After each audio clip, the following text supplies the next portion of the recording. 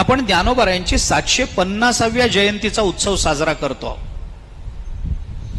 आपल्याला याची कल्पना आहे की ज्ञानोबारायांची जयंती, ज्ञानोबारायांची अवताराची तिथी ही कोणती आहे? श्रावण वद्य अष्टमी. रात्री 12 वाजता ज्ञानोबारायांचा अवतार झाला. मध्यरात्री ज्ञानोबारायांचा अवतार झाला. कधी झाला? श्रावण वद्य अष्टमी. श्रावण वद्य अष्टमीला आपण अजून काय साजरं करतो?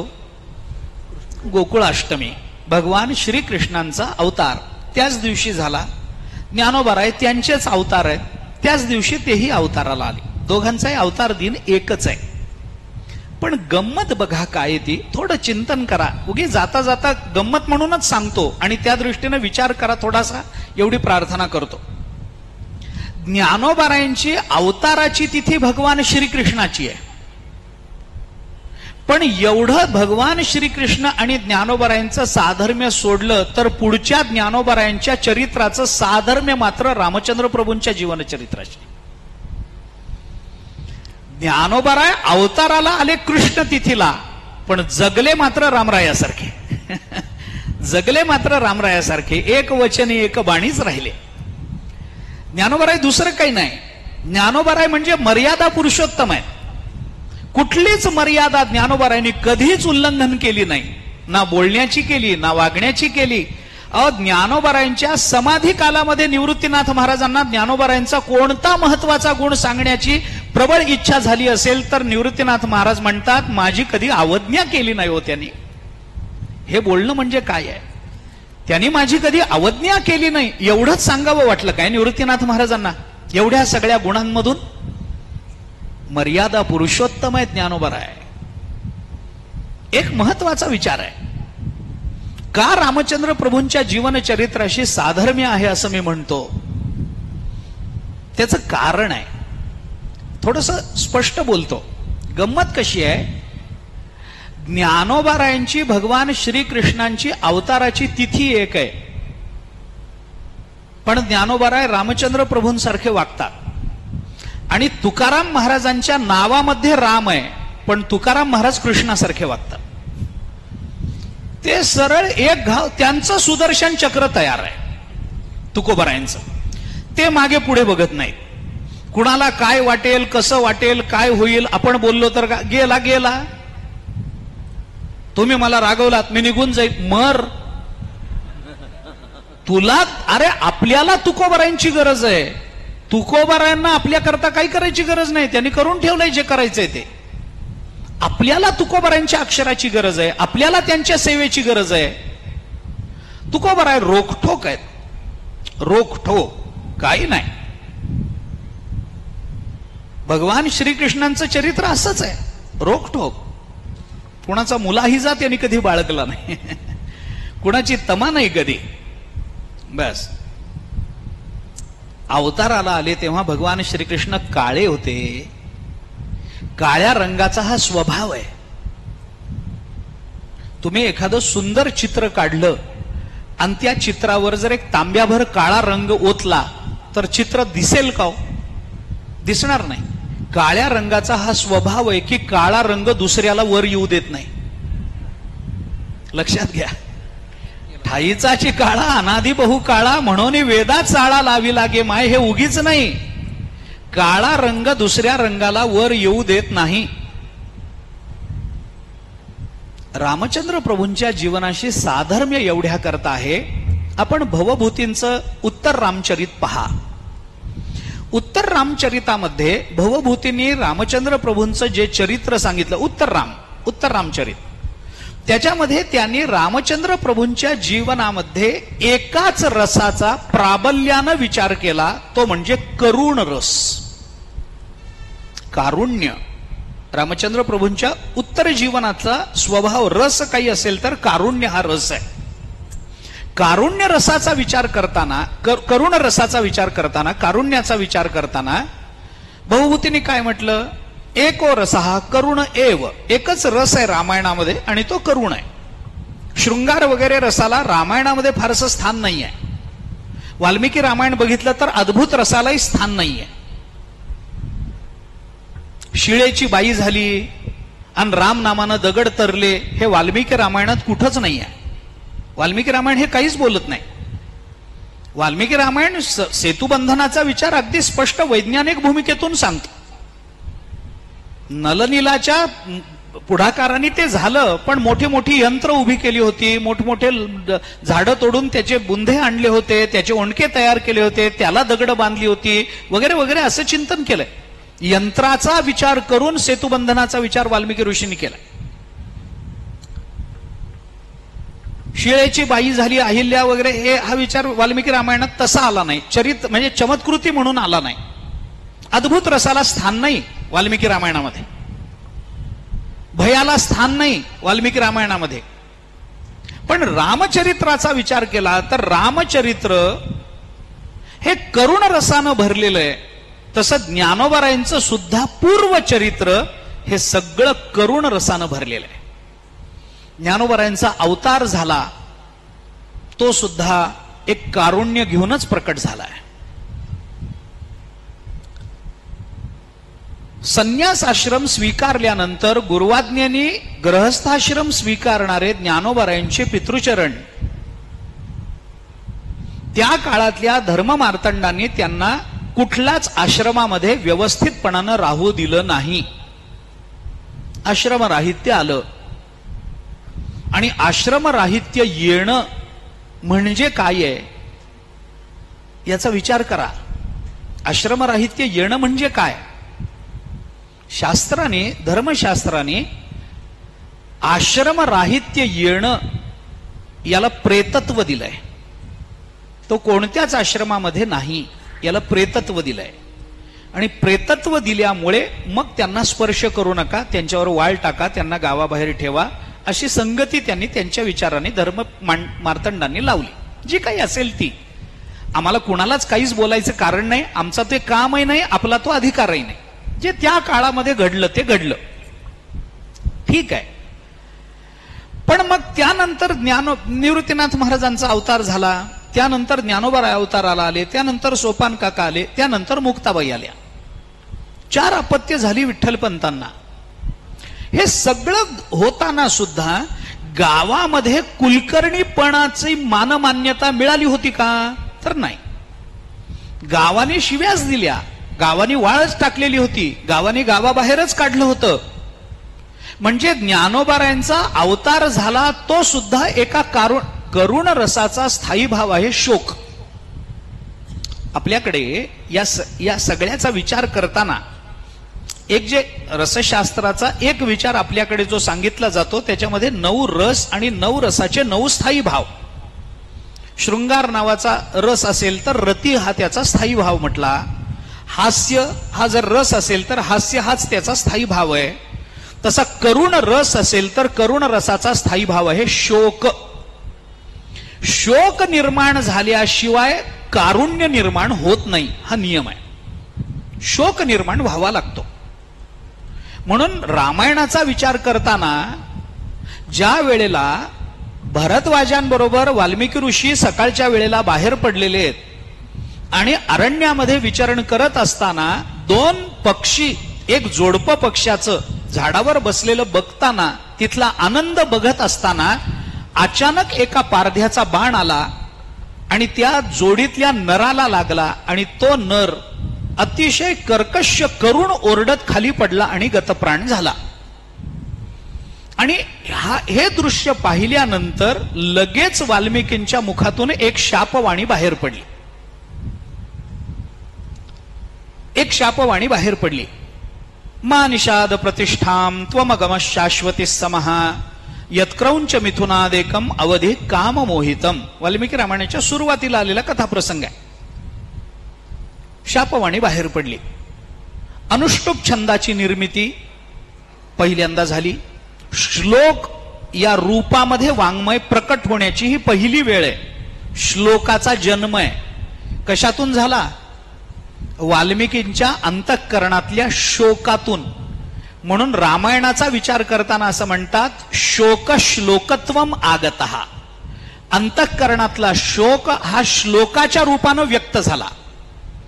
शोक नावाच्या स्थायी भावातून जर करुण नावाच्या रसाची निर्मिती आहे तर ज्ञानोबारायांचा अवतार सुद्धा शोकातून झाला. गावाने वाळ टाकलेली आहे, गावात मानमान्यता नाही, प्रतिष्ठा नाही आहे, गावात कोणी जवळ करायला तयार नाहीये. उलट ज्ञानोबाराय निवृत्तीनाथ महाराजांचा अवतार हा महाराष्ट्राच्या अभिमानापेक्षा उपहासाचा विषय झाला. संन्याशाची पोरं म्हणून हिणवलं गेलं ज्ञानोबारायांना. कारुण्य आहे. कोणीतरी यावं, मोठे झालेले ज्ञानोबाराय कुठेतरी बाहेर पडलेले असावेत चौघे, कुणीतरी एक असा खलत्व बुद्धीचा माणूस त्यांनी यावं. काय रे, तुम्ही संन्याशाची पोरं ना? हो. नाव काय तुमचं? माझं नाव निवृत्ती. ज्ञानोबारायांनी सांगावं माझं नाव ज्ञानेश्वर. सोपान काकांनी सांगावं माझं नाव सोपानदेव. आईसाहेबांनी सांगावं माझं नाव मुक्ताबाई. निवृत्ती, ज्ञानेश्वर, सोपान, मुक्ताबाई अशी नावं ऐकली की मग त्यांनी त्याच्यावर टिप्पणी करावी, त्यांना टोमणा मारावा. अरे तुम्ही तर संन्याशाची पोरं, अधर्मानं जगलात, अधर्मानं जन्माला आलात आणि नावं मात्र वेदांतातली ठेवली. तुमचा बाप काय वेदांती आहे का रे? काय वाटलं असेल ज्ञानोबारायांना त्या काळामध्ये? आईसाहेबांना काय वाटलं असेल? मुक्ताबाई केवढ्या लहान, केवढ्या लहान, किती वाईट वाटलं असेल. ज्ञानोबारायांच्या चरित्रातलं अर्ध्यापेक्षा जास्त चरित्र हे करुण रसाची निर्मिती करणार आहे. सगळं कारुण्य आहे, सगळं कारुण्य आहे. इतका शोक आहे त्याच्यामध्ये. ज्ञानोबारायांचं चरित्र वाचून किंवा ऐकून असा माणूस नाही की ज्याच्या डोळ्याला पाणी आलं नाही, है ना? विचार करा आपण. ज्ञानोबारायांचं चरित्र ऐकून डोळ्याला पाणी आलं नाही असा माणूस नाही. आणि खरं सांगायचं झालं तर ज्ञानोबारायांचं चरित्र ऐकून डोळ्याला पाणी आलं नाही तो माणूसच नाही. असा माणूस नाही काय, त्याला मनुष्य म्हणूच नका, जनावराच्या डोळ्यात पाणी येईल असं ज्ञानोबारायांचं चरित्र करुण आहे. मध्ये आनंदाचे प्रसंग आले नाही तसं नाही. रामचंद्र प्रभूंनाही 14 वर्षानंतर पुन्हा राज्याभिषेक झालाच की, पण पुन्हा सीता मातोश्रींचा त्यागामध्ये कारुण्य आलंच ना. ज्ञानोबारायांच्या जीवनामध्ये किती आहे. समाधीचा प्रसंग ज्ञानोबारायांचा ज्ञानोबारायांकरता काय आहे हा विचार करू नका. देवाच्या आईसाहेबांच्या रुक्मिणी मातेच्या डोळ्यात पाणी आहे, निवृत्तीनाथ महाराजांच्या डोळ्यात पाणी आहे. सोपान काका मुक्ताबाईची अवस्था तर विचारू नका. नामदेवरायांचं कुटुंब झटतं ते काही आनंदानं झटत नाही. आता ज्ञानोबाराय पुन्हा आपल्याला डोळ्याला दिसणार नाहीत. केवढं कारुण्य पसरलेलं आहे परिसरामध्ये, वातावरणामध्ये केवढं कारुण्य. नामदेवरायांच्या समाधीचे अभंग जेव्हा आपण वाचतो ना, वाचवत नाही इतकं कारुण्य आहे. मला तुलना करायची नाही आहे, पण गंमत सांगायची म्हणून मी आपल्याला ही सांगितली. ज्ञानोबारायांचं चरित्र या दृष्टीने विचारात जर आपण घेतलं तर ते करुण रसानं भरलेलं चरित्र आहे. त्याच्यामध्ये खूप कारुण्य आहे, कारण खूप शोकाची स्थानं खूप आहेत, शोकाचे प्रसंग खूप आहेत. ज्ञानोबारायांच्या अवघ्या 12व्या वर्षी ज्ञानोबारायांना आई वडिलांचा वियोग सहन करावा लागला. किती लहान होते ज्ञानोबाराय. मुक्ताबाई म्हणतात, आम्ही तेव्हा पांडुरंगाला सांगताना मुक्ताबाईचं म्हणणं आहे, तात आणि माय गेली निघून. त्यावेळी आम्ही लहान होतो पांडुरंगा, आम्ही फार लहान होतो. अवघं 8 वर्षाचं वय होतं मुक्ताबाईचं. रात्री झोपताना आई जवळ झोपलेल्या मुक्ताबाई सकाळी उठल्यावर आई दिसत नाही, वडील दिसत नाहीत. अचानकपणाने कुठे गेले? अरे बाहेर गेले असतील, आई सडा टाकत असेल, वडील काही बाहेर गेले असतील, पाणी भरायला गेले नाही ना, गेले पुन्हा न येण्याकरता गेले. पुन्हा आपली आई आपल्याला, रात्री झोपताना आईच्या अंगावर हात टाकून झोपलेल्या मुक्ताबाई सकाळी उठल्यावर आई आणि वडील कायमचे निघून गेले असं वाटल्यानंतर 8 वर्षाच्या मुक्ताबाईंची भावना काय असेल विचार करा ना. शोक नसेल काय, कारुण्य नसेल काय. अवघ्या 12व्या वर्षी मातृवियोग झालेले ज्ञानोबाराय 12व्याच वर्षापासून जगाची आई झाले. काय भावना असेल, केवढं व्यापक अंतःकरण असेल.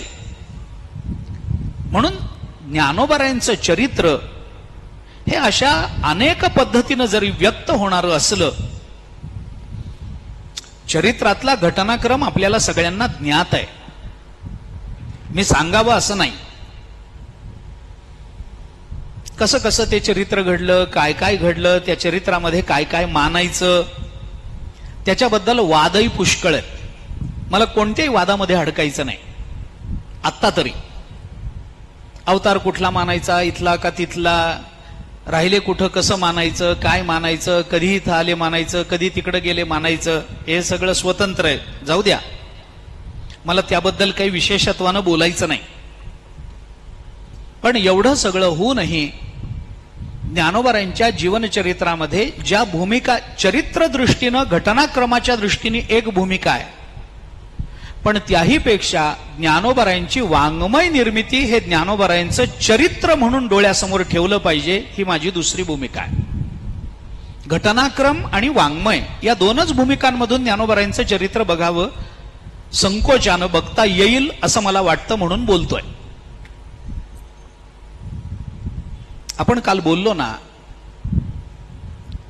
ते अग्निपुराणामध्ये एक वचन आहे, अपारे काव्य संसारे कविरेव प्रजापती यथावै रोचते विश्वम यथेदम परिवर्तते, असं अग्निपुराणात एक वचन आलं. त्यांनी असं म्हटलं, अपारे काव्य संसारे, या सगळ्या अपार असणाऱ्या काव्य संसाराचा निर्माता कवी एव प्रजापती. प्रजापती कोण आहे या काव्य संसाराचा, तर कवी. आणि त्या कवीला जसा बदल करावा वाटतो, जसा ब्रह्मदेव या जगतामध्ये वाटेल तो बदल करू शकतो, तसे हे कवी, हे महात्मे आपल्या काव्य संसारामध्ये वाटेल तो बदल करून ते काव्य निर्माण करून जगताच्या हातात देत असतात.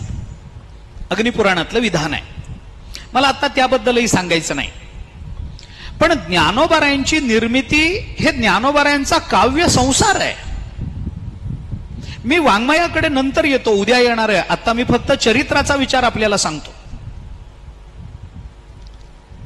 ज्ञानोबारायांचा अवतार त्या पोटी आहे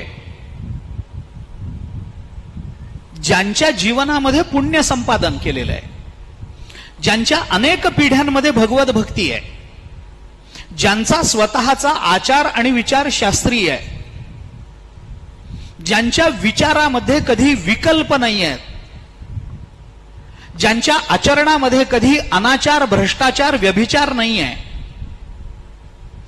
7-7 पिढ्या पुण्य करावे तेव्हा तुकोबारायांसारखा महात्मा पोटाला येतो. 7-7 पिढ्यांचं पुण्य करावं त्यावेळेला भगवान श्रीकृष्ण रामचंद्र प्रभू पोटाला येतात. अनेक पिढ्यांचं पुण्य करावं लागतं, हजारो पिढ्यांचं पुण्य एकत्रित करावं लागतं, तेव्हा ज्ञानोबारायांसारखा महात्मा पोटाला येतो. मोठं पुण्य संपादन त्यांनी केलं. आणि आता ते बाकीचा इतिहास सोडून द्या.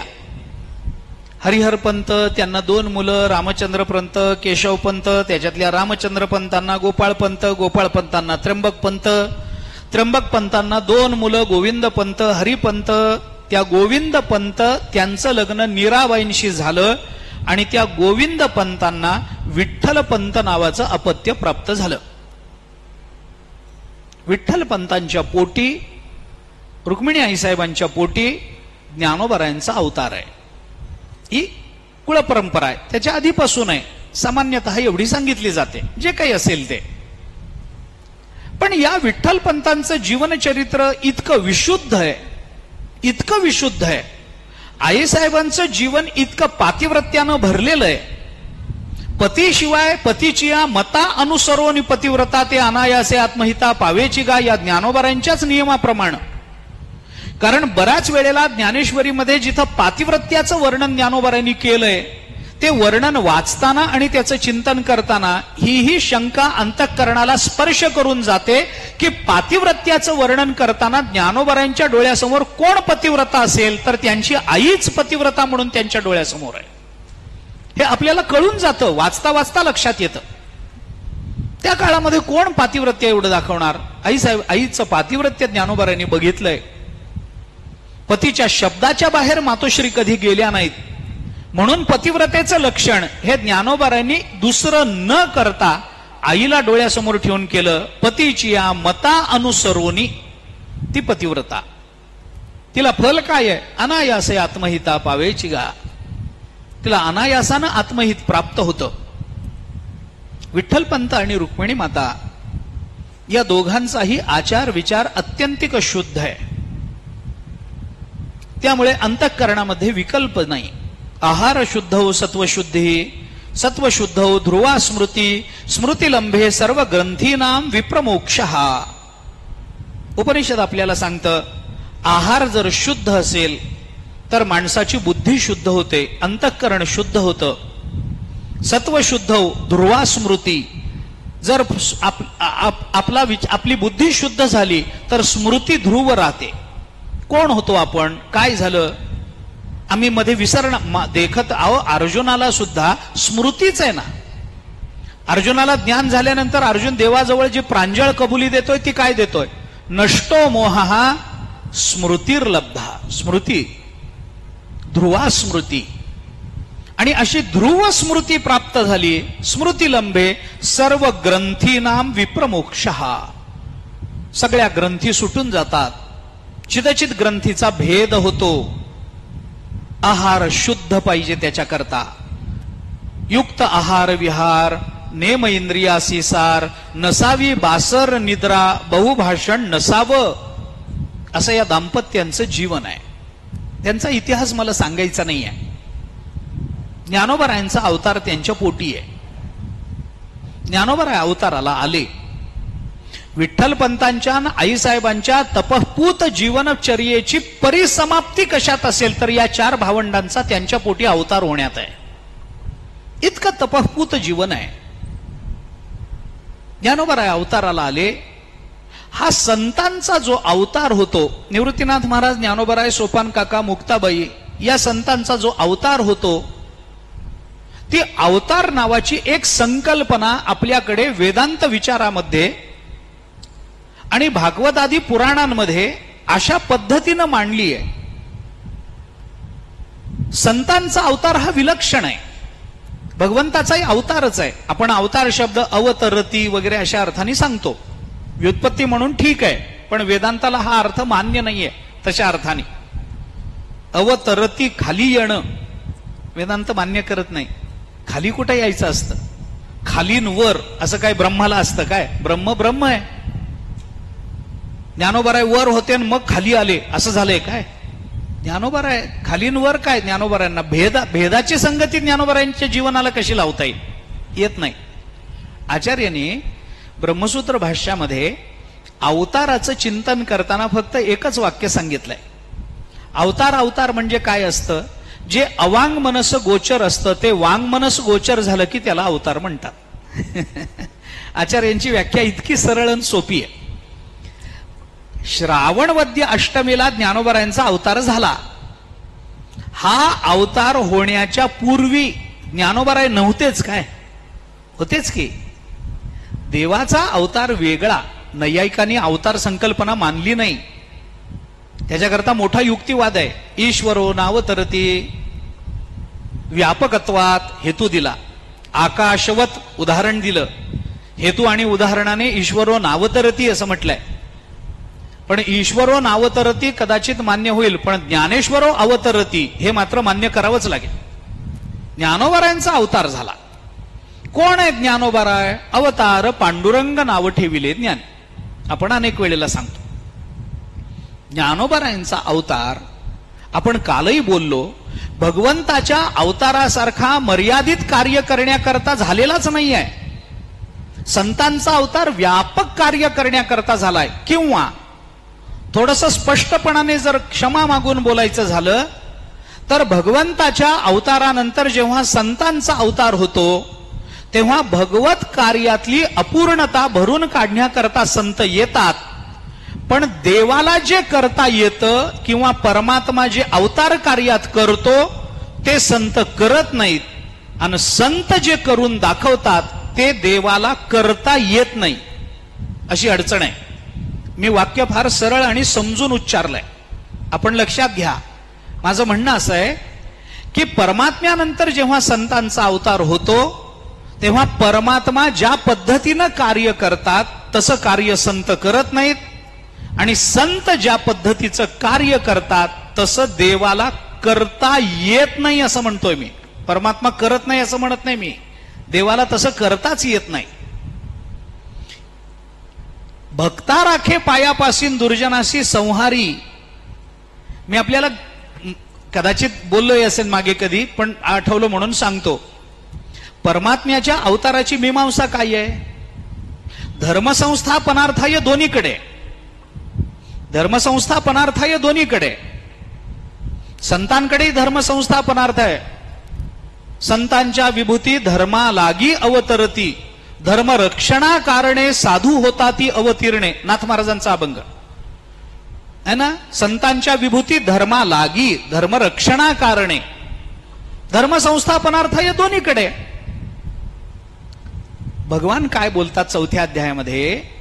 परित्राणाय साधूनाम विनाशाय च दुष्कृताम धर्मसंस्थापनार्थाय. 3 हेतू दिले की नाही? गीता भाष्यामध्ये गीतेच्या टीकाकारांनी हे 3 हेतू सगळ्यांनी मान्य केले नाहीत. काही जणांचं म्हणणं हा एकच हेतू आहे, धर्मसंस्थापनार्थाय हा एकच हेतू आहे. पण धर्माची संस्थापना करणं म्हणजे काय आहे? तर दुष्टांचा काटा काढणं, सज्जनांचं रक्षण केलं, याच्यातच धर्मसंस्थापना असते. धर्मसंस्थापना म्हणजेच दुष्टांचं निर्दालन आणि साधूंचं रक्षण. त्यामुळे हे 3 हेतू घ्यायचे नाही, एकच हेतू घ्यायचा. परित्राणाय साधूनाम विनाशाय च दुष्कृताम. हे कशा करता केलं? तर धर्मसंस्थापनार्थाय. पनार्थाय म्हणण्यामध्येच ते सगळं आलं. तशी धर्मसंस्थापना संतही करतात, पण संत मात्र हे नाही करत की भक्ता राखे पायापासून दुर्जनासी संहारी. मी आपल्याला गंमत सांगतो त्याच्यातली. परमात्मा काय करतो? परमात्म्याचं कार्य काय? दुष्टांचं निर्दलन करतो आणि सज्जनांचं रक्षण करतो. आता सरळ विचार पहा की दुष्टांना मारणं, सज्जनांचं रक्षण करणं, या 2 भूमिका घेऊन जर धर्मसंस्थापना होत असेल तर या जगतामध्ये सज्जन आणि दुष्ट हे 2च वर्ग आहेत. काय तिसरा वर्गच नाही का? तिसरा वर्ग नाही का? विचार करा ना. सोपं सांगतो. सगळेच सज्जन आहेत का जगात? नाहीत ना. बरं, सगळेच दुष्ट आहेत का? नाही ना. मग सगळे सज्जन नाहीत, सगळे दुष्ट नाहीत, तर परमात्मा फक्त सज्जनांचं रक्षण करतो आणि दुष्टांचं निर्दालन करतो. म्हणजे दुष्टही नाहीत आणि सज्जनही नाहीत, त्यांचं काय? का ते धर्मसंस्थापनेत येत नाहीत? त्यांची संगती काय लावता? एक वर्ग या जगतामध्ये असाही आहे की जो धड सज्जनही नाही आणि जो धड दुर्जनही नाही. कोणता वर्ग आहे? आपला. धड सज्जन नाही, धड दुर्जन नाही. कुणाचा वर्ग आहे हा? आपणच अशी असतो. जीव. सज्जनता आणि दुर्जनता या दोन्हीच्याही मध्ये थोडी सज्जनता, थोडी दुर्जनता. सज्जनता आहे म्हणेपर्यंत दुर्जनता सिद्ध करतो आणि काय दुर्जन आहे म्हणेपर्यंत सज्जन वाटायला लागतो. असं होतं ना माणसाचं. काय वेदांत विचारामध्ये जीवदशा ही अशी मधलीच आहे भूमिका. पूर्ण ज्ञानात जीव नाही, पूर्ण अज्ञानात जीव नाही. पूर्ण चेतन म्हणजे जीव नाही, पूर्ण जड म्हणजे जीव नाही. देहाचं जडत्व, आत्म्याचं चेतनत्व, दोन्हीच्या मध्ये जीव आला. सगळ्या ज्ञानात जीव असता तर ब्रह्म झाला असता, अज्ञानात जीव असता तर जड झाला असता. ज्ञान अज्ञानाच्या मध्ये जीवदशा. हे नेहमी जीवाचं हे मध्ये मध्ये मध्ये मध्ये कधीच नाही. पंक्तीला बसता नाही, मध्ये बसतात.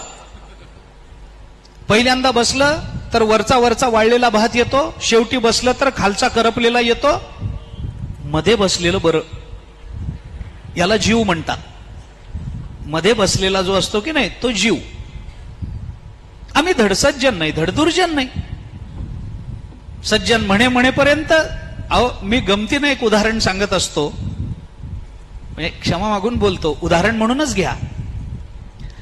आपण समजा रस्त्याने चाललो आणि रस्त्यानं जाताना 2 मूर्त्या आपल्याला पडलेल्या दिसल्या, एक रामाची आणि एक रावणाची. तर आपण कोणती मूर्ती उचलू? रामाची. बरोबर आहे, सगळेच रामाची उचलतील. आता ऐका की, आपण रस्त्याने चाललो, 2 मूर्त्या पडलेल्या दिसल्या, एक रामाची आणि एक रावणाची. रामाची मूर्ती दगडाची आहे आणि रावणाची सोन्याची आहे. कोणती उचलू? कुठे मगाची सज्जनता कुठे गेली? रामाला उचलणारी सज्जनता कुठे गेली? असं काही नसतं. आमची सज्जनता, आमची दुर्जनता कालपरत्वे ठरत जाते. मग हा मधला जो वर्ग राहतो ना, त्या वर्गाच्या संबंधामध्ये धर्मसंस्थापनेचं कार्य काय?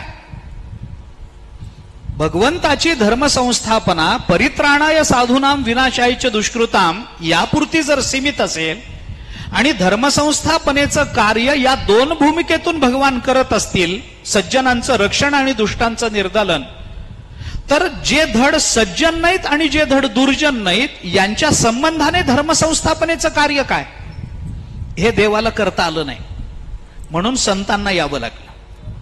मग संत परमात्मा जेव्हा निजधामाला जाऊन विचार करतात की आपण सज्जनांचं रक्षण आणि दुष्टांचं निर्दालन केलंय, पण जे धड सज्जन नाहीत दुर्जन नाहीत यांच्या मधल्या वर्गाबद्दल काय करायचंय? काही केलं नाही. मग चला चला म्हटलं की पुन्हा तेच आहे, परित्राणाय साधूना.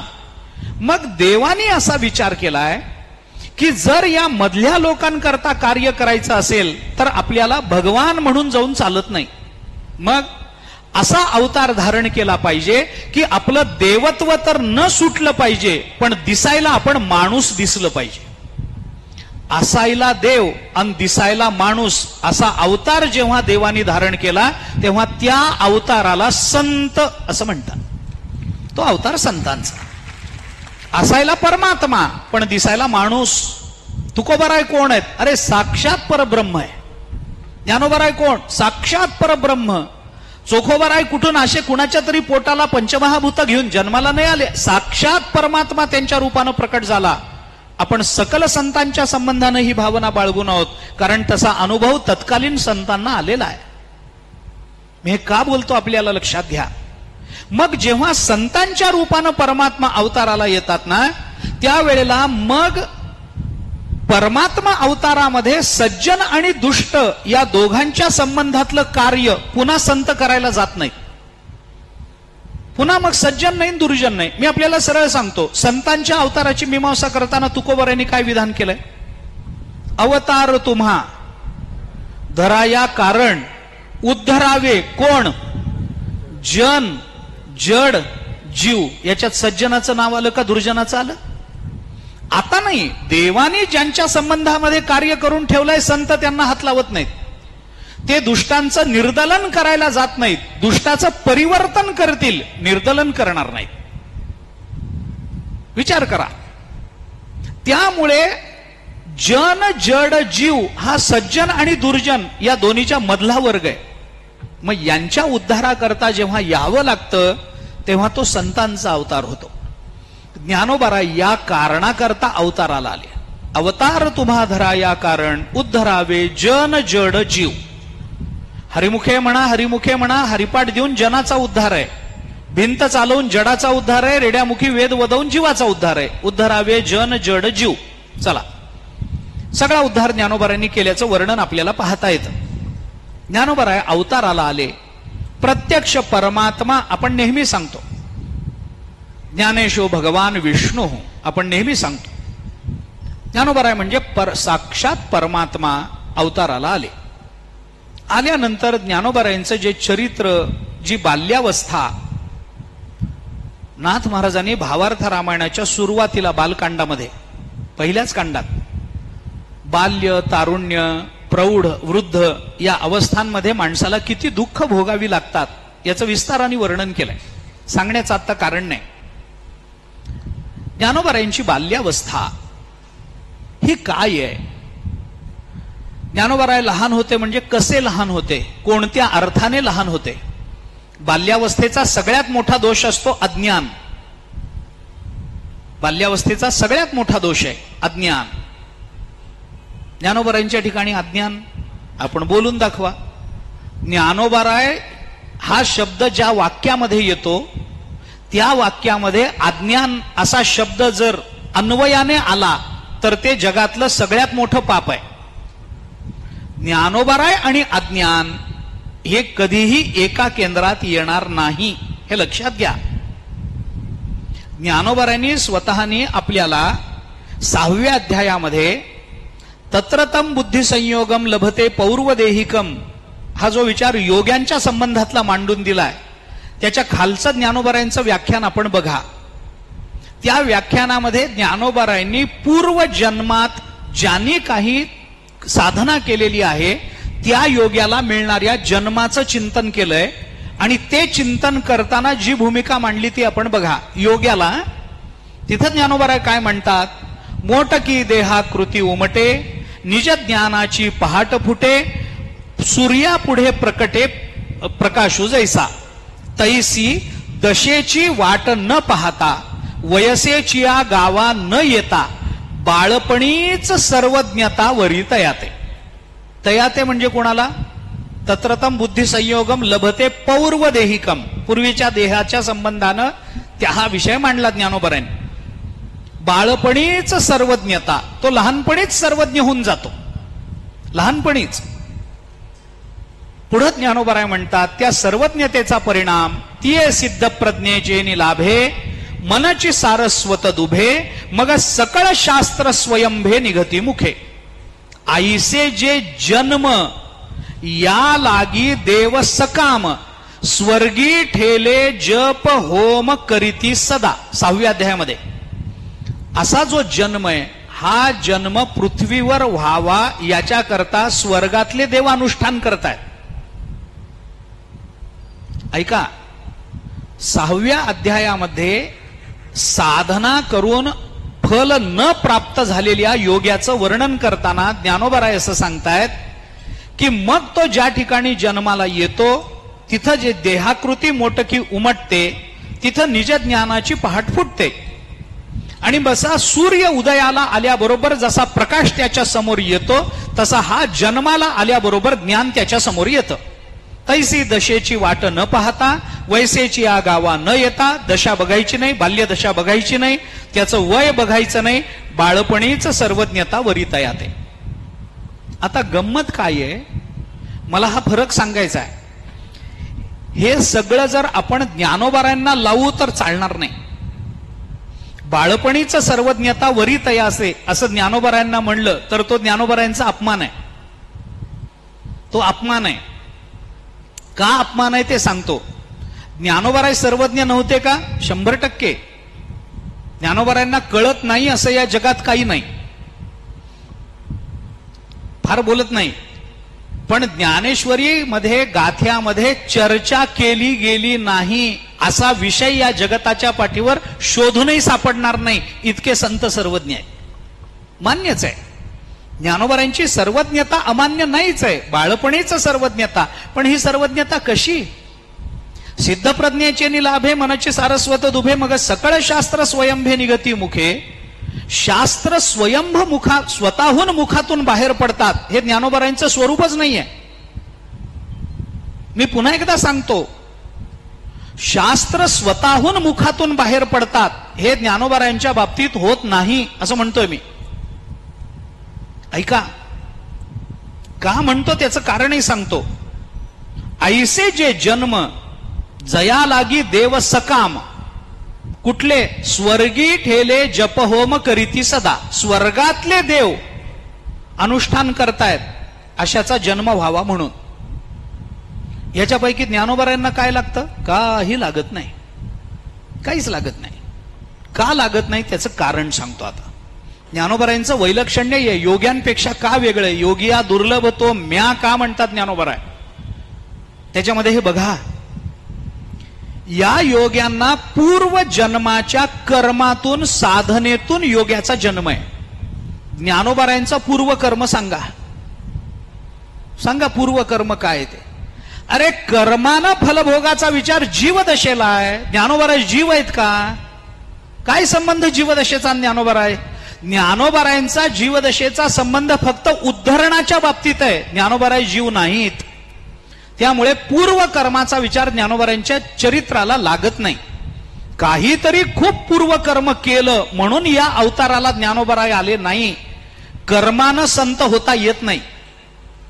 कर्मानं मोक्ष मिळत नाही तर कर्मानं संत काय होईल? कर्मानं मोक्षाची व्यवस्था लावून दाखवा, विचारसागराच्या दुसऱ्या तरंगातली लावून दाखवा. कर्मानं मोक्ष मिळतो काय? मिळत नाही ना. मोक्ष मिळेल ज्ञानानं मिळेल, कर्मानं काय मिळेल? ज्ञानोबरायांचं पूर्वकर्म काही नाही. एक. दुसरा विचार आपण या संबंधामध्ये करा. दशेची वाट न पाहता वैसेची या गावा न येता बाळपणीच सर्वज्ञता वरी तयाते. ज्ञानोबाराय बाळपणी सर्वज्ञ आहेत का ज्ञानोबारायांना बाळपण येण्याच्या आधी सर्वज्ञता ज्ञानोबारायांकडे? गर्भात असताना ज्ञानोबाराय सर्वज्ञ नव्हते काय? मग अवतार पांडुरंगाला काय अर्थ आहे? काय अर्थ आहे? गर्भात असताना सर्वज्ञ नव्हते ज्ञानोबाराय? होते ना. यस सर्वज्ञ सर्वविद यस्य ज्ञानमयम तपहा, उपनिषदांनी आपल्याला सांगितलं. सर्वज्ञता ही बाळपणी ज्ञानोबारायांना प्राप्त झाली नाही. ऐका, अनुभवामृताचं दुसरं प्रकरण,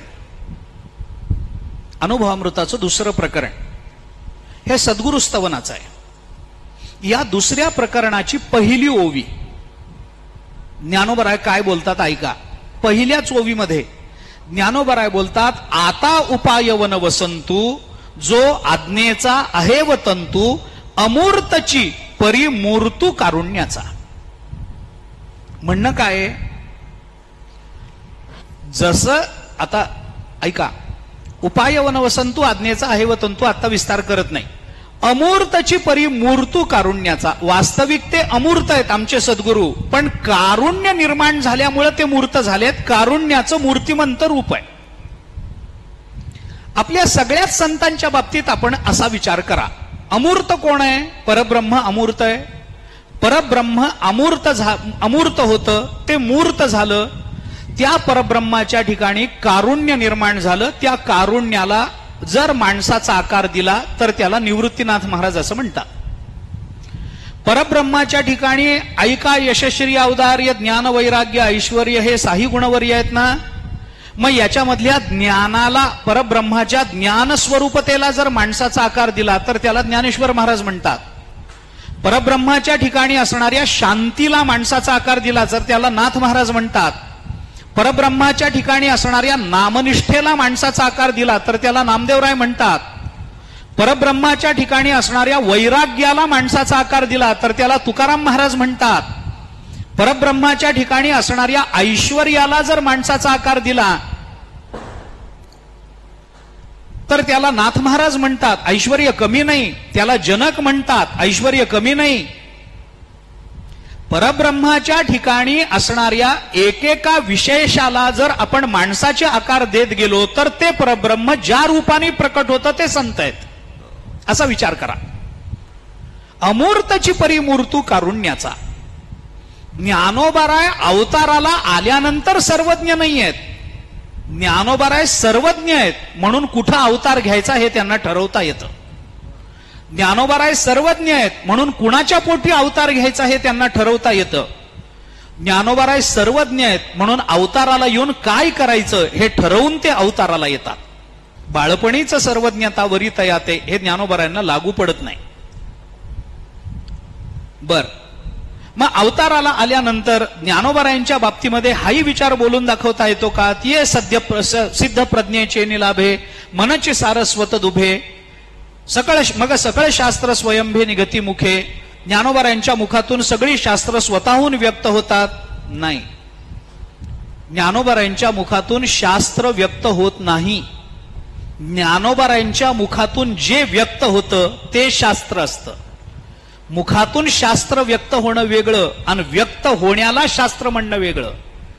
ज्ञानोबारायांच्या मुखातून सकळ शास्त्राने तयाचे बिसाट शब्द सुखे म्हणो येती वेद मग सदेह सच्चिदानंद कान व्हावे ते.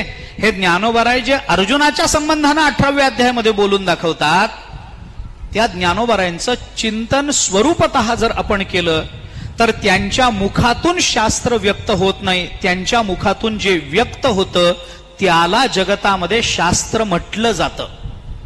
स्वैर शब्द, तयाचे बिसाट शब्द, तोंडातून काहीही त्यांच्या बाहेर पडलं तरी ते शास्त्र आहे. ज्ञानेश्वरी काय? शास्त्रच आहे. अध्यात्मशास्त्र आहे ज्ञानेश्वरी म्हणजे. साचची बोलाचे नव्हे हे शास्त्र पै संसार जिणे ते शस्त्र आत्मा अवतरविते मंत्र अक्षरी जिये. या अक्षराचा विचार करा. ज्ञानोबरायांच्या बाबतीमध्ये जर त्यांच्या मुखातून शास्त्र बाहेर पडत नाही, त्यांच्या मुखातून जे बाहेर पडतं ते शास्त्र होतं, तर ज्ञानोबरायांचा विचार याच्याशी तुलना करून करता येणार नाही. ज्ञानोबरांनी या योग्यांच्या बाबतीमध्ये म्हटलं, ऐसे जे जन्म जया लागी देव सकाम स्वर्गी ठेले जपहोम करीती सदा. स्वर्गातले देव ज्ञानोबरायांच्या अवताराची जन्माची कामना करत नाहीत, सकाम भाव ठेवत नाहीत. ज्ञानोबरायांच्या रूपानं अवताराला याला वैकुंठातला देव सकाम आहे. स्वर्गातले देव येऊन करता काय? वैकुंठातल्या देवाला अपेक्षा आहे ज्ञानोबरायांच्या रूपानं जावं, आपण ज्ञानोबराय होऊन जावं. याच्याकरता स्वर्गातल्या नाही. अरे स्वर्गातले देव काय हो? थोडं गमतीनं बोलू, स्वर्गातल्या देवांचं आडनाव देव आहे म्हणून त्यांना देव म्हणायचं, नाही तर देवत्वाचं काही लक्षण नाही यांच्या. आडनाव देव म्हणून देव म्हणा. काय पुण्याची पावटी सरेन सवेचेन, काय त्या देवाचं स्वर्गातल्या घेऊन बसला? काय करायचं? स्वर्गीचे अमर इच्छिता ती देवा मृत्यूलोकी व्हावा जन्मान. कशाच देव आले? काय त्या देवाला कळालं? अहो, काल्याच्या एका गोपाळांच्या म्हणजे संतांच्या हाताला लागलेल्या काल्याचा कण मिळावा म्हणून मासोळ्या झाले हो. काल्याची असे देव जळी झाले मासे पुसोनिया असे टिरी सांगा ते हात. आपण काल्याच्या कीर्तनात सांगतो. काय या देवतांना म्हणावं? मासोळ्या झाले, वाटेल ते करतात. तो इंद्र, त्याचं तर नाव घेऊ नका.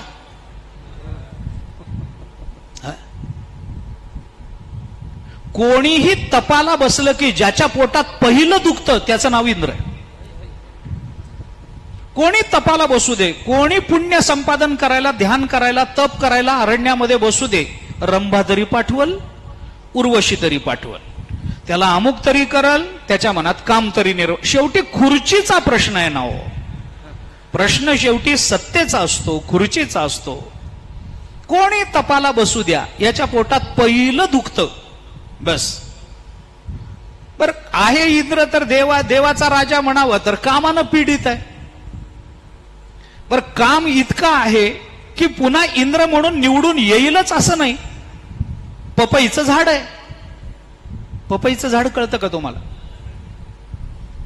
माझ्याकडे निवडून आलेले आमदार आले, ते म्हणले महाराज आमदार झालो. म्हटलं चांगलं झालं, पपईचं झाड लागलं. ते म्हणले पपईचं झाड म्हणजे? मी म्हणलं पपईच्या झाडाला 5 वर्ष फळ आहे, त्याच्या पुढे तोडून टाकावं लागतं त्याला. 5 वर्षाचं फळ. इंद्राचं काय आहे? एकदा इंद्र झाला पुन्हा इंद्र होईलच, शाश्वती आहे काय? नहुष स्वर्गाधिपती झाला, परिराहाटी भांबावला, त्याने भुजंगत्व पावला, नेणसी काही. ज्ञानोबराय अर्जुनाला स्मरण करून देत नाहीत का? एवढा मोठा नहुष राजा स्वर्गाचा अधिपती झाला आणि शेवटी सर्पच झाला की नाही? सर्प सर्प म्हणता म्हणता कुठे इंद्र झाला? उपयोग नाही. म्हणजे स्वर्गातले देव ज्याच्या जन्माकरता सकाम जप करतात, होम करतात, ज्ञानोबरायांचा अवतार अशा सकामतेतून झालेला नाही. ज्ञानोबरायांचा अवतार जगताच्या कल्याणाच्या भूमिकेतून झालेला आहे. त्यामुळे प्रत्यक्ष वैकुंठातल्या परमात्म्याला ज्ञानोबरायांच्या रूपानं अवताराला येण्याचा मानस आहे, संकल्प आहे, आणि म्हणून परमात्माच ज्ञानोबरायांच्या रूपाने आलेला.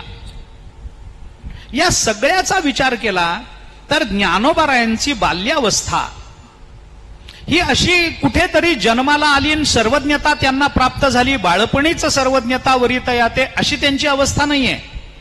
मग ज्ञानोबरायांचं बाल्य काय आहे? या उपनिषदाच्या अंगाने जर आपण विचार केला तर आपल्याला लक्षात येईल. उपनिषदाने आपल्याला या संबंधामध्ये असं सांगितलं की बाल्यावस्था ही देहाची नसते, बाल्यावस्था ही वृत्तीची असते. ऐका, उपनिषदाचा थोडासा विचार सांगतो मी आपल्याला. बाल्यावस्थेचा विचार करताना कसा करावा, कसा करावा? बाल्यावस्था म्हणजे काय? देहाची बाल्यावस्था टिकणारी नाही आहे. ज्ञानोबरायांची बाल्यावस्था आजही 750 वर्षानंतर तशीच आहे, बदल नाही त्याच्यामध्ये. का? कारण बाल्य ही वृत्ती असावी. शरीराच्या दृष्टीने बाल्य ते बदलून जातं. किती वर्ष बाल्य? थोडासा मोठा झाला तरुण, थोडासा मोठा झाला प्रौढ, त्यापेक्षा मोठा झाला वृद्ध. कुठं गेलं बाल्य?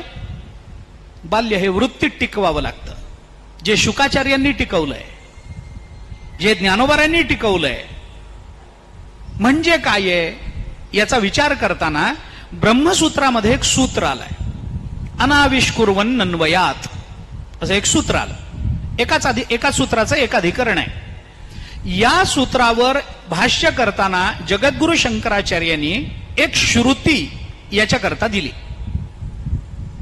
तस्मात् ब्राह्मणः पांडित्यम निर्विद्य बाल्येन तिष्ठासेत असं म्हटलंय. उपनिषद काय म्हणतं?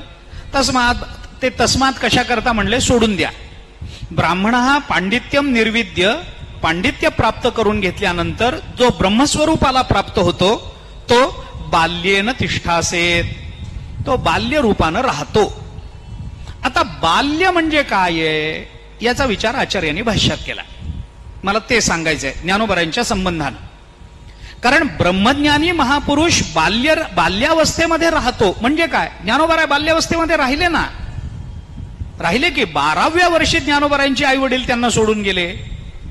16व्या वर्षी ज्ञानेश्वरीची निर्मिती आहे, तारुण्य आहे. 21व्या वर्षी संजीवन समाधीस्थ आहे ज्ञानोबा आहे, तारुण्य आहे. हे तारुण्य हे बाल्य काय आहे?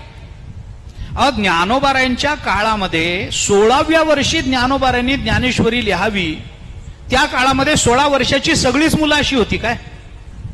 नव्हती ना. आता विज्ञान प्रगत झालं, आता तरी एखादं 16व्या वर्षाचं मूल असं राहतं काय ज्ञानोबारांसारखं? नाही. 16व्या वर्षी ज्ञानोबारांनी 16व्या वर्षी सांगितली ज्ञानेश्वरी. आम्हाला त्या 16ची उलटी केली तरी वाचता येत नाही. 61 आमची 61 झाली तरी आम्हाला हातात अजून ज्ञानेश्वरी नाही. बाल्य म्हणजे काय असतं?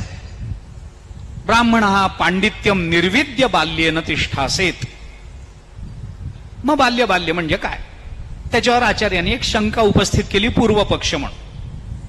लहान मुलाप्रमाणे बाल्येन तिष्ठासेत, लहान मुलासारखा तो राहतो. आता लहान मुलासारखे राहणारे कोण आहेत, कसे आहेत? आपल्याला पुष्कळ विचार आहे. बालवत, उन्मत्तवत, पिशाच्यवत अशी आचरणं असणारी आपल्याला अनेक भागवतामध्ये विचार आलाय. सनकादिकांचं वर्णन करताना हा विचार आला. बालवत, उन्मत्तवत, पिशाच्यवत. बालवत म्हणजे काय? उन्मत्तवत म्हणजे काय? पिशाच्यवत राहतात म्हणजे काय? विचार करा. आचार्यांनी एक स्मृतीतला श्लोक दिलाय भाष्यामध्ये. गूढधर्माश्रितो विद्वान ज्ञातचरितम चरेत, अंधवत जडवच्चापी मूकवच्च महिम चरेत असं म्हटलं. ना पृष्ठ कस्यचित ब्रूयात न च अन्यायेन पृच्छती, ज्ञानवान अपि मेधावी जडवल्लोक आचरेत असं म्हटलं. बाल्येनं काय? आचार्यांनी त्याच्यावर प्रश्न असा उपस्थित केला. ब्रह्मज्ञानी महापुरुष लहान मुलासारखा राहतो याचा अर्थ लहान मूल बसल्या ठिकाणी सगळे देहधर्म उरकून टाकतं. त्याला काही विधी निषेध आहे का? जिथं बसलेलं असतं तिथं शू करतं, त्याच्यामध्येच हात आपटत राहतं. तिथं शी करतं, त्याच्यामध्येच लोळत राहतं. त्याला काय विधी निषेध आहे? लहान मुलाला काय असतं? मग तसा ब्रह्मज्ञानी महापुरुष कोणताही विधी निषेध नसलेला, कोणताही विधी निषेध नाही. निस्त्रैगुण्यो पृथ्वीचरताम को विधित को निषेध हा. काय विधीन काय निषेध आहे? शुकाष्टकामध्ये शुकाचार्यांचं वर्णन आलं. त्यांना कसला विधीन कसला निषेध? महापुरुषाला विधी निषेध नसतो.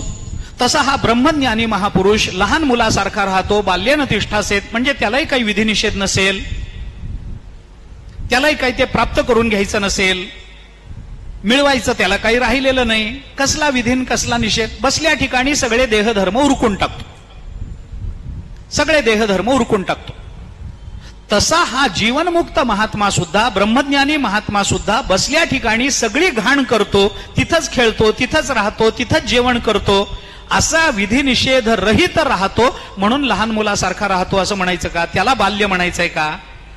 तर आचार्यांनी सांगितलं नाही बाबा, याला बाल्य म्हणायचं नाही. मग कशाला बाल्य म्हणायचं? आचार्यांनी फार सुंदर चिंतन तिथे केलंय. लहान मुलाचं वर्णन करताना विधी निषेध राहित्य एवढाच गुण त्यांचा पाहता येतो का? किंवा एवढाच दोष त्याचा पाहता येतो का? एवढाच विचार करता येतो का? नाही. आचार्यांनी म्हटलंय तो ज्ञानवान आहे, तो मेधावान आहे, तो प्रज्ञावान आहे. पण असा जरी तो असला तरी सुद्धा लहान मूल ज्या पद्धतीनं अंतःकरणामध्ये दंभ दर्प रहित राहतो, त्या पद्धतीनं हे दंभ दर्प रहित राहतात, त्याला बाल्य म्हणा. लहान मूल बघा, त्याच्या अंतःकरणात दंभ नाही, दर्प नाही, कुणाबद्दलची ईर्ष्या नाही, कुणाचा द्वेष नाही. जन्माला आलेलं मूल हे नाही म्हणत मी अमक्याचा खून करायला जन्माला आलो म्हणून. कुणाचा द्वेष नाही त्याच्या अंतःकरणात. दंभ दर्प रहितो भवेत, आचार्यांनी चिंतन करताना हे सांगितलं. तो ज्ञानवान आहे, ज्ञान प्राप्तही करून घेतो, पण दंभ दर्प रहितो भवेत, त्याला बाल्य म्हणा. ज्ञानोबरायांचं बाल्य असं आहे. तिथं कुठं दंभ नाही, तिथं कुठं दर्प नाही, तिथं काहीतरी मिळवण्याची काही खटपट नाही, तिथं काही धावपळ नाही, तिथं कुणाला तरी काहीतरी देणं नाही, कुणाकडून काही घेणं नाही, कुणाबद्दल ईर्ष्या नाही, कुणाबद्दल द्वेष नाही, काहीच नाही अंतःकरणामध्ये. असं निर्वैर अंतःकरण म्हणजे ज्ञानोबरायांचं बाल्य आहे. ऐका, ज्ञानोबरायांच्या चरित्राचा विचार करताना बाल्यावस्थेतून समाधीपर्यंतचा जो विचार आपण करू, त्याच्यामध्ये ज्ञानोबरायांचं सगळं जीवनचरित्र पाहताना एक गोष्ट आपल्याला प्रकर्षानं लक्षात येईल. दोषाचा विचार या चरित्रात कुठेच नाही आहे. ते जयदेव नावाचे कवी आहेत. त्या जयदेवाने एक ग्रंथ लिहिला, एक नाटक लिहिलं, प्रसन्न राघव. गीतगोविंदकार जयदेव तेच, त्यांचं एक प्रसन्न राघव आहे. आणि त्या प्रसन्न राघवामध्ये एक प्रश्न उपस्थित केलाय सुरुवातीला. मला ज्ञानोबरायांचं जीवनचरित्र ते आठवलं, आता ते प्रसन्न राघव रामचरित्राच्या संबंधाने ते आठवलं म्हणून सांगतो. त्याने असं म्हटलंय की काय एवढं रामाच्या चरित्रामध्ये तुम्हाला दिसलं, काय म्हणून रामाच्या चरित्राचं एवढं गुणगान करता. मला जे उत्तर त्यांनी दिलं तेच ज्ञानोबरायांच्या चरित्रात द्यायचंय. काय म्हणून ज्ञानोबरायांचं चरित्र आम्ही ऐकावं. सगळ्यांनी उठावं, ज्ञानोबरायांचं चरित्र ऐका. सगळ्यांनी उठावं, तुकोबारायांचं चरित्र ऐका. कशा करता ही चरित्र ऐकायची. नामदेवरायांचं चरित्र ऐका, नाथ महाराजांचं चरित्र ऐका. कशा करता. रामचंद्र प्रभूंच्या चरित्राच्या संबंधानं त्यांनी असं सांगितलंय की सगळे रामचंद्र प्रभूंचं चिंतन करतात, कारण रामचंद्र प्रभूंच्या ठिकाणी सगळे गुण आहेत. पण सगळे गुण आहेत असं सांगताना प्रसन्न राघवामध्ये त्यांचे शब्द फार चांगले आहेत. ते असं म्हणतात, सद्गुण गणानाम अवगुणः, सद्गुण गणानाम अवगुणः असा शब्द प्रसन्न राघवामध्ये आला. तोच शब्द मला ज्ञानोबरायांच्या बाबतीत वापरायचा. ज्ञानोबरायांचं जीवनचरित्र म्हणजे सकल गुणगणानाम अवगुणः. सद्गुणच नाही, सकल गुणगणानाम अवगुणः. काय असतं, सगळे गुण आहेत, गुण चांगलेच आहेत, गुणांनी जीवन धन्यच होतं, मान्यच आहे. पण या सगळ्या गुणांकडे एक अवगुण असतो. ऐका, मी काय सांगतो ऐका. सगळे जे सद्गुण आहेत ना, या सगळ्या सद्गुणांकडे एक अवगुण आहे. गुणांकडे अवगुण असतो. सद्गुणाकडे अवगुण आहे. सद्गुणाकडे काय अवगुण आहे.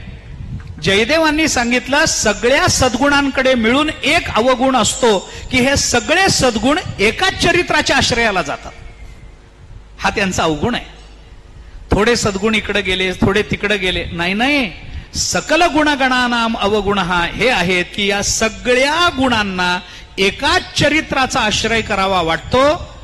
आणि 750 वर्षापूर्वी या सगळ्या गुणांना असं वाटलं की आपण आता एकाच चरित्राचा आश्रय केला पाहिजे. म्हणून हे सगळे गुण मिळून ज्या चरित्राच्या आश्रयाला आले ते चरित्र ज्ञानोबरायांचं चरित्र आहे. सगळे गुण आहेत, काय नाही असं नाहीच आहे ज्ञानोबरायांकडे.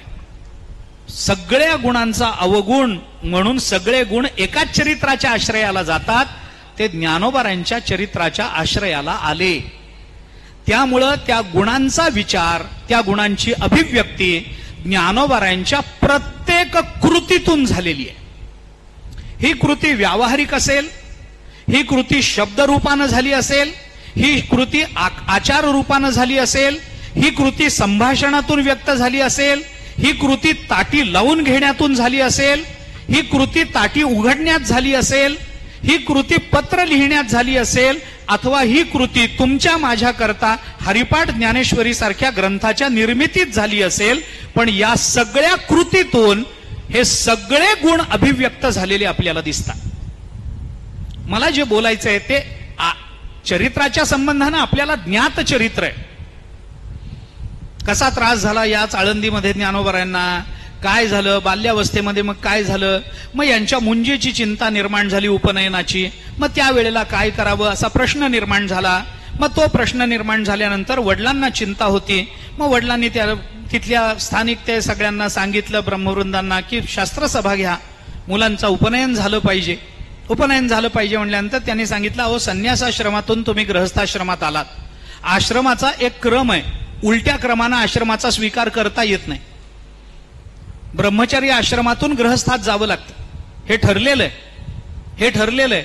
मी आधी गृहस्थाश्रम स्वीकारतो आणि मग कंटाळा आला की ब्रह्मचर्य पाळतो. ह्याला ब्रह्मचारी म्हणत नाहीत ना, म्हणत नाहीत. तो क्रमच आहे, आधी ब्रह्मचर्य, मग गृहस्थ, मग वानप्रस्थ आणि मग संन्यस्त, असंच झालं पाहिजे. उलट्या क्रमानं मध्येच कुठला तरी आश्रम कधीतरी स्वीकारला असं होत नाही. आश्रमाला मागे येणं माहित नाही, आश्रमाला पुढे जाणं माहितीये आश्रम व्यवस्थेला.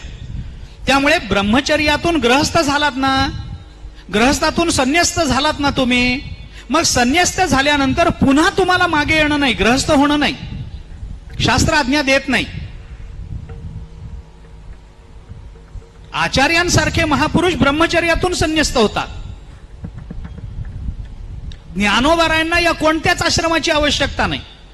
संन्याशी सुद्धा यांच्याच पायाजवळ आहेत, ब्रह्मचारी यांच्याच पायाजवळ आहेत, गृहस्थही यांच्याच पायाजवळ आहेत. ज्ञानोबाराय या सगळ्या आश्रमाच्या अतीत आहेत. पण वडिलांनी तो गृहस्थाश्रम स्वीकारल्यामुळे जो काही प्रश्न धर्मशास्त्राच्या नियमानुसार निर्माण झाला, इथल्या लोकांनी, ब्राह्मणांनी त्यांना सांगितलं, धर्मसभा घेऊन आम्हाला निर्णय करता येणार नाही, तुम्हाला पैठणला जावं लागेल. पैठणी महाराष्ट्राची काशी आहे त्या काळातली, विद्वानांची भूमी आहे त्या काळातली, धर्म मार्तंडांचं गाव आहे, क्षेत्र आहे, जा तिथं, तिथं जा, निर्णय घ्या. काय निर्णय दिला त्या लोकांनी? निर्णय काय दिला? निर्णय देताना त्यांनी असं फार मोठी चर्चा केली असं नाही, निर्णय शास्त्रांनी सांगितलेलाच आहे. आश्रम व्यभिचार होत असेल तर निर्णय काय शास्त्रांनी सांगितलाय आणि त्या नियमाप्रमाणे त्यांनी सांगून टाकलंय, तुम्हाला देहांत प्रायश्चित्त घ्यावं लागेल. शास्त्राचा निर्णय सांगणं ही अडचण नाही आहे, पण निर्णय दिल्यानंतर निर्माण झालेल्या दोषाची मुक्तता होणं आणि त्या मुक्ततेचा विचार हा त्या नंतरच्या मुलांच्या संबंधामध्ये करणं, हे जर करत नसतील तर हा दोष आहे. शास्त्राज्ञ हा दोष नाही आहे. तुम्ही काय सांगितलं? तुम्ही देहांत प्रायश्चित्त घ्या, मुलांचं मौंजी बंधन करायचंय ना, देहांत प्रायश्चित्त घ्या.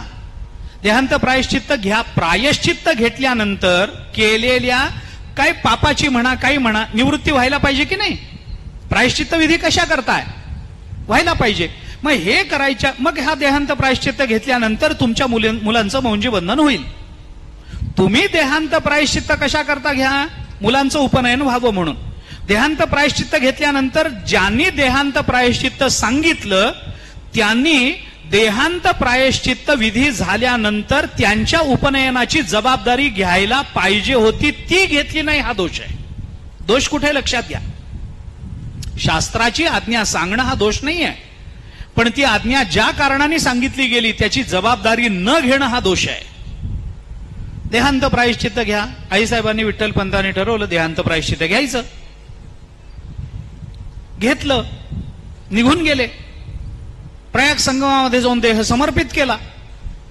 आता प्रश्न पडला उपनयनाचं काय? मग टाळाटाळ सुरू झाली.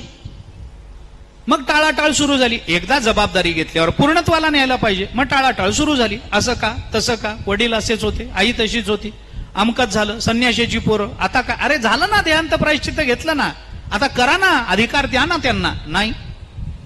निवृत्तीनाथ महाराजांनी सांगितलं, कशा करता उपनयन पाहिजे, कशा करता, काय करणार? उपनयन कशा करता असतं?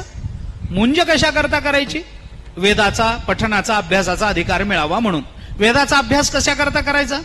ज्ञान प्राप्त व्हावं म्हणून. ज्ञान कशा करता पाहिजे? ब्रह्म व्हावं म्हणून. निवृत्तीनाथ महाराज म्हणले, आत्ताच आपण ब्रह्म आहेत, आणि मग हा खटाटोप कशा करता? प्राप्ताची प्राप्ती कशाला करून घेता पुन्हा? तुम्हाला मौंजी बंधन कशा करता पाहिजे? वेदाधिकारा करता. वेदाचा अधिकार कशा पाहिजे? ज्ञानाकरता. ज्ञान कशा करता पाहिजे? ब्रह्म होण्याकरता. ना आम्ही आत्ताच ब्रह्म आहेत तर मग कशाला वेदाचा अधिकार आणि कशाला मुंजड? काय गरज पडली? काही गरज नाही आम्हाला याचा. आम्ही आत्ताही परब्रह्म आहोत. एवढं सगळं करायचं आणि पुन्हा तेच पदरात पाडून घ्यायचं कशा करता? करा. ज्ञानोबारायांनी त्यांना सांगितलं असं करून चालणार नाही, असं करून चालणार नाही. आज आपल्याला गरज नाही ही वस्तुस्थिती आहे, पण गरज नसताना सुद्धा मोठ्या लोकांना काही गोष्टी जगताकरता म्हणून कराव्या लागत असतात. गरज नाही ही गोष्ट बरोबर आहे. तुम्ही ब्रह्मच आहात, वादच नाही. ज्ञानोबराय म्हणजे साक्षात परब्रह्म. त्याची कुठं मुंज करता ब्रह्माची? काही होत नाही. मग काय करायचं? ज्ञानोबराय म्हणाले असं करू नका. ब्रह्मस्वरूपाला प्राप्त झालेला महात्मा जर निषिद्ध वर्तन करेल तर त्या निषिद्ध वर्तनाचं पाप त्याला लागणार नाही. ही गोष्ट जरी खरी असली तरी सुद्धा लोकांना निषिद्ध वर्तन दिसत असतं. लोकांना पाप लागलं की पुण्य मिळालं याची चर्चा करायची नसते. लोक मोठ्यांचं कर्म बघतात, कर्माच्या मागचा हेतू बघत नाहीत. आणि म्हणून निवृत्तीनाथ महाराजांना ज्ञानोबरायांनी हे सांगितलं, म्हणून संती अवश्य आचरावे, जना दाखवावे वर्तोनिया. म्हणून आपल्याला हे करावं लागणार आहे. का करावं लागणार आहे? कुळीचा कुळधर्म अवश्य पाळावा. आपल्या कुळाचा कुळधर्म अगदी आवश्यक पाळला पाहिजे. सर्वथा न करावा अनाचार. ज्ञानोबराय आपल्या वडील बंधूंना, आपल्या गुरूंना समजावून सांगता येते. विचार करा आचाराची परिपक्वता काय असेल. आणि त्यांनी सांगितलं, प्रत्यवाय आहे अशास्त्री चालता, पावन अवस्था जरी झाली, जरी आपल्याला पावन अवस्था प्राप्त झालेली असली तरी अशास्त्री चालता प्रत्यवाय आहे, दोष आहे. ज्ञानदेव म्हणे ऐकाजी निवृत्ती, बोलिली पद्धती धर्मशास्त्री. आम्ही तुम्हाला धर्मशास्त्राची पद्धत सांगतो की आपल्याला जरी गरज नसली तरी आपलं काही कर्तव्य असतं. ज्याला ब्रह्मस्वरूपता प्राप्त झाली तो जर आपलं जीवन ब्रह्मरूप झालं म्हणून जगाची फिकीर न करता राहू लागला तर तो परमार्थातला स्वार्थी समजावा. परमार्थामध्ये स्वार्थीन परमार्थी दोन प्रकार असतातच. काही परमार्थातले स्वार्थी आहेत आणि काही परमार्थातले परमार्थी आहेत. जीवनमुक्त हा परमार्थातला स्वार्थी आहे, कारण तो ज्ञान करून घेतो, जगाशी संबंध तुटला. पण ज्ञान झाल्यानंतरही हे ज्ञान जगाला देता आलं पाहिजे म्हणून जो आपलं जीवन जगत राहतो तो परमार्थातला परमार्थी आहे. हा विचार आहे. म्हणून जीवनमुक्त परमार्थातले स्वार्थी आहेत, पण संत मात्र परमार्थातले परमार्थी आहेत. जीवनमुक्त सेवितो हा रस इथंच थांबतो, पण संत सेवितो हा रस इथं न थांबता वाटितो आणि का इथपर्यंत जातात, म्हणून ते परमार्थातले परमार्थी आहेत. ज्ञानोबराय म्हणतात असं करून चालणार नाही. आणि हीच भूमिका ज्ञानेश्वरीमध्ये ज्ञानोबरायांनी व्यक्त करताना सांगितली, देखे प्राप्तार्थ जाहले जे निष्कामता पावले. आता निष्कामता आली, जे मिळवायचं होतं ते मिळवून झालं, आता इच्छा कोणती राहिली नाही. धन्योहम धन्योहम कर्तव्यम मेन विद्यते किंचित निष्कामता पावले. धन्योहम धन्योहम प्राप्तव्यम सर्व मध्य संपन्नम प्राप्तार्थ जाहले. आम्हाला पंचदशीने सांगितलेलाच नियम आहे, तोच विचार आहे. ज्ञानोबारायांनी पंचदशीने याच्याकरता अख्खा श्लोक खर्च केलाय. ज्ञानोबारायांनी एका ओवीच्या अर्ध्या भागात हे सांगून टाकलंय. एवढाच फरक आहे. धन्योहम धन्योहम कर्तव्यम मेन विद्यते किंचित धन्योहम धन्योहम प्राप्तव्यम सर्व मध्य संपन्नम. हे पंचदशीकारांनी सांगितलं. धन्योहम धन्योहम प्राप्तव्यम सर्व मध्य संपन्नम. आम्हाला जे प्राप्त करून घ्यायचं होतं ते आम्ही प्राप्त करून घेतलंय. देखे प्राप्तार्थ जाहले. म्हणून धन्योहम धन्योहम कर्तव्यम मेन विद्यते किंचित. आम्हाला आता कामच राहिला नाही, निष्कामता पावले. आता हे झालं, पण पंचदशी पुढं बोलत नाही, ते ज्ञानोबराय बोलतात. आपल्याला जे मिळवायचं होतं ते मिळवून घेतलंय, आता करण्यासारखं काही राहिलं नसेल तरी आपण केलं पाहिजे. का केलं पाहिजे? ज्ञानोबराय म्हणतात अशा अवस्थेला प्राप्त झालेल्यांना एक कर्तव्य आहे, तसा तया कर्तव्य असे उरले लोका लागी. तुम्ही आता लोका करता जगा. तुमचं झालं, आता लोका करता जगा. तुम्ही जीवनमुक्त नाही आहात, तुम्ही संत आहात. आता फिरा, आता लोकांना उपदेश करा, लोकांना सांगत राहा, सांगा हरिमुखे म्हणा, हरिमुखे म्हणा. कारण तुम्हीच ही अपेक्षा व्यक्त केली आहे अशा लोकांकडून. वर्षत सकळ मंगळी ईश्वरनिष्ठांची मांदियाळी, अनवरत भूमंडळी भेट तू भूता. हे आता तुम्ही करा. तुम्ही जीवन म्हणून जीवनमुक्त आणि संत याच्यात हे अंतर आहे. जागेवर बसून ज्ञान झालं की तो जीवनमुक्त आहे, आणि ज्ञान झाल्यावर जो जागेवर बसत नाही तो संत आहे. एवढं अंतर लक्षात घ्या.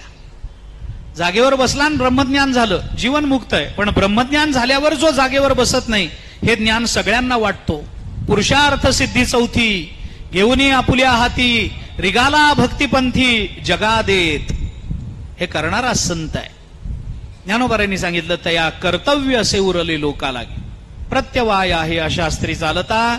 पावन अवस्था जरी झाली, शुद्धीपत्रक वगैरे मिळालं, सगळं झालं, त्याच्यानंतरही ज्ञानोबारांच्या जीवनामध्ये अनेक घटना त्याच्या आधी आणि त्याच्या नंतर अशा घडल्या की ज्या घटनांमधून ज्ञानोबारांचा स्वभाव, ज्ञानोबारांचं चरित्र वारंवार आपल्याला काहीतरी दर्शन देत राहतं. वारंवार पैठणला गेले, शुद्धीपत्राकरता आग्रह झाला. पैठणला लोकांनी ज्ञानोबारांची थट्टाच केली. स्वभाव कसा व्यक्त होतो ते सांगतो. पैठणला ज्ञानोबारांची थट्टा झाली. काय नाव बाबा? माझं नाव निवृत्ती, माझं नाव ज्ञानेश्वर. अरे वा, वेदांतातली नावं ठेवली बापांनी तुमच्या. बाप काय एवढा अभ्यासू होता काय तुमचा? वेदांतातली नावं ठेवली ती. एकाने सांगितलं, अरे तुझं नाव ज्ञानेश्वर आहे ना, हे बघ हा रेडा सुद्धा ज्ञान्या नावाचाच आहे, यालाही आम्ही ज्ञान्याच म्हणतो, याचंही नाव ज्ञान्याच आहे, तुझं नाव ज्ञान्याच आहे. याच्या मुखातून वेद वदवून दाखव बरं. ज्ञानोबाराय म्हणाली, का नाही बोलणार, का नाही बोलणार. एकाला पटेना. ज्ञानोबारायांनी तत्वज्ञान सांगितलं. अरे प्रत्येक भूतमात्राच्या ठिकाणी अंतर व्यापून असणारं परमतत्व एक आहे ना. विद्या विनय संपन्ने ब्राह्मणे गवी हस्तिनी शुनीचैव श्वपाकेच पंडिता समदर्शिनः. तो एकच बघतो, आम्हाला त्याच्या आणि माझ्यामध्ये वेगळेपणा दिसत नाही. ज्ञानदेव म्हणे तोही माझा आत्मा. हे ज्ञानोबारायांनी बोलून दाखवले रेड्याकडे बोट करून. लोकांना रेडा दिसला, ज्ञानोबारायांना स्वस्वरूप दिसलं. ऐका, भेद दिसला. ज्ञानोबारायांनी 18व्या अध्याय चिंतन केलंय. उठतिया आत्मप्रथा हे भूतभेद व्यवस्था, मोडीत मोडीत पार्था वास पायेतो. पाठीवरील अक्षरे जैसी पुसता येती करे, तैसी हारपती भेदांतरे तयाची ये दिठी. ज्ञानोबाराय चिंतन करतात.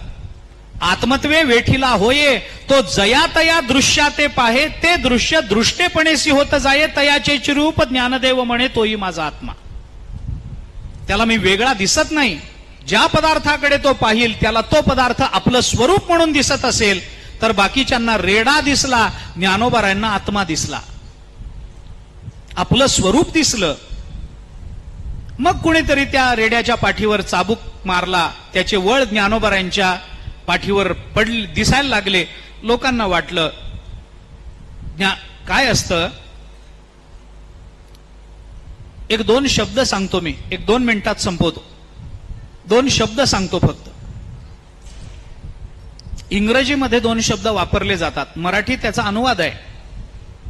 सिंपथी आणि एम्पथी असे 2 शब्द आहेत. सिंपथी शब्दाला मराठी अर्थ आहे सहानुभूती, आणि एम्पथी शब्दाला अर्थ आहे समानानुभूती.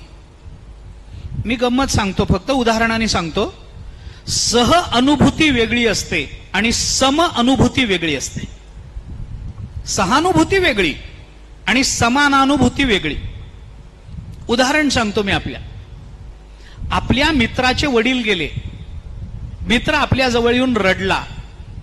त्याचं रडणं आपल्यालाही त्रासदायक वाटतं. मित्राबद्दल आपल्याला वाटते ती सहानुभूती आहे. सहानुभूती आहे.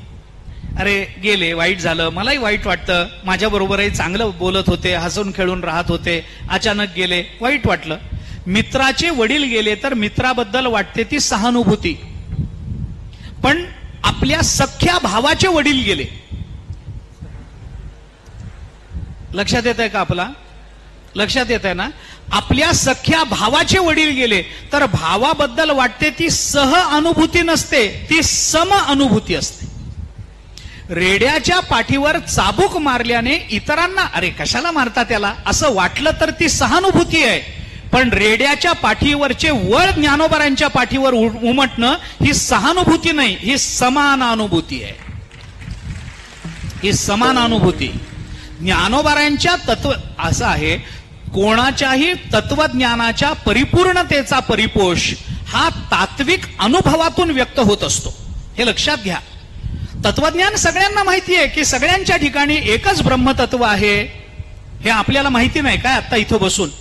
पण मग रेड्याच्या पाठीवरचे वळ आपल्या पाठीवर येतील काय? येणारच नाहीत. एक वेळ आपल्या पाठीवरचे वळ रेडा घेईल, पण रेड्याच्या पाठीवरचे वळ आपल्या अंगावर येणार नाहीत. आपण सहानुभूती दाखवू शकतो. तत्वज्ञानाच्या परिपूर्णतेचा अनुभव समानानुभूतीतून येत असतो, तो सहानुभूतीतून येत नाही. सहानुभूती ही सात्विकता आहे. सहानुभूती ही कदाचित साधकाची अवस्था आहे, पण समानानुभूती ही सिद्धाची अवस्था आहे. ज्ञानोबारांना समानानुभूती आली, लोकांनी कौतुक केलं. पण हे होण्याच्या आधी काही लोक उठून गेले होते, काही ब्राह्मण उठून गेले होते. संध्याकाळी ज्ञानोबाराय त्या घाटावरून जात असताना सकाळच्या या प्रसंगाला अनुपस्थित असलेल्या लोकांच्या कानावर हा प्रसंग गेला की रेड्याच्या पाठीवरचे वळ ज्ञानोबारांच्या पाठीवर उमटले आणि त्यांनी संध्याकाळी ज्ञानोबारांना बोलून अरे पाठीवरचे वळ उमटवणं म्हणजे काय? हे तुम्हाला काय नजरबंदी केली असेल? काय सांगतायत? त्याच्या मुखातून वेद वदवता आले तर मला सांगा. मग ज्ञानोबाराय म्हणाले का नाही बोलणार? मग ज्ञानोबारायांनी डोक्यावर हात ठेवला. ज्ञानदेव म्हणे बोल रे ऋग्वेद, आणि रेडा वेद बोलला. वेद बोलल्यानंतर मग उरल्या सुरल्यांना सगळ्यांना आश्चर्य वाटलं. ज्ञानोबारायांबद्दल श्रद्धाभाव निर्माण झाला. त्यांनी ज्ञानोबारायांचं कौतुक केलं, पण त्या कौतुकात ज्ञानोबारायांचा स्वभाव शेवटी व्यक्त झाला. ज्ञानोबाराय त्यांना असं म्हणाले, माझं काय कौतुक करता? रेड्याच्या मुखातून मी वेद वदवले नाहीत. अरे मग रेडा वेद बोलला ना. ज्ञानोबाराय म्हणाले, मी वेद वदवले नाहीत. तुम्ही पहिल्यांदा म्हणाला होता ना रेड्याच्या मुखातून वेद वदवून दाखव. तुम्ही सगळे वैदिक आहात, तुमच्या मुखातून असं आलं की रेड्याच्या मुखातून वेद येऊ दे म्हणून वेद आलेत, मी काही केलं नाही. हा स्वभाव आहे. निरभिमानित्व हे ज्ञानोबारायांचं इथं व्यक्त होत. नाहीतर मग काय आहे, ज्ञानोबारायांनी तर जाहिराती बोर्डच लावले असते. चौकामध्ये फ्लेक्स लागले असते ज्ञानोबारायांचे रेड्याच्या मुखातून. पण निरभिमानित्व, अमानित्वम अदंभित्वम, याच्यामध्ये अमानित्वाचा जो विचार ज्ञानोबारायांनी केला तो या चरित्रातून अशा पद्धतीनं व्यक्त होतो. आणखीन काही प्रसंग आणि प्रसंगापेक्षा सुद्धा ज्ञानोबारायांच्या वाङ्मय निर्मितीतून ज्ञानोबाराय दिसणं हे जास्त महत्वाचं वाटतं. त्याचा थोडासा विचार करायचा आहे. उद्या शेवटच्या सत्रामध्ये आपण त्याचा विचार करू. आत्तापुरते इथे थांबू. पुंडलिक वरदे हरी विठ्ठल. श्री ज्ञानदेव तुकाराम. विठ्ठला विठ्ठला विठ्ठला विठ्ठल विठ्ठल विठ्ठल विठ्ठल विठ्ठल विठ्ठल. पुंडलिक वरदे हरी विठ्ठल. श्री ज्ञानदेव तुकाराम. माऊली ज्ञानेश्वर महाराज की. जगद्गुरु तुकाराम महाराज की.